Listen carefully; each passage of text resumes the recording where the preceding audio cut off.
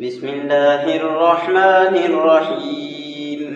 ألم تر إلى الذين خرجوا من ديارهم وهم ألوف حذر الموت فقال لهم الله موتوا ثم أحياهم إن الله لذو فضل على الناس ولكن أكثر الناس لا يشكرون. وقاتلوا في سبيل الله واعلموا أن الله سميع عليم.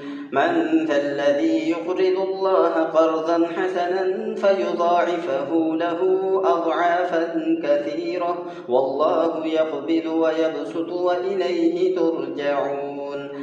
ألم تر إلى الملأ من بني إسرائيل من بعد موسى إذ قالوا لنبي له ابعث لنا ملكا نقاتل في سبيل الله قال هل عسيتم إن كتب عليكم القتال ألا تقاتلوا قالوا وما لنا ألا نقاتل في سبيل الله وقد أخرجنا من ديارنا وأبنائنا فلما كتب عليهم القتال تولوا إلا قليلا منهم والله عليم بالظالمين.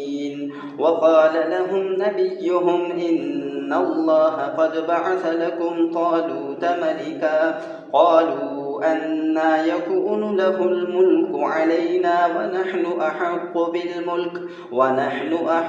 بالملك منه ولم يؤت سعة من المال قال إن الله اصطفاه عليكم وزاده بسطة في العلم والجسم والله يؤتي ملكه من يشاء والله واسع عليم.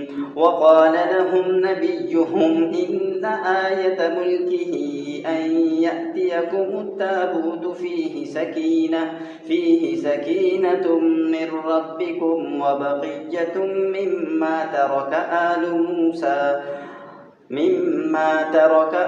موسى وآل هارون تحمله الملائكة إن في ذلك لآية لكم إن كنتم مؤمنين. سورة البقرة ركوع نمبر 32.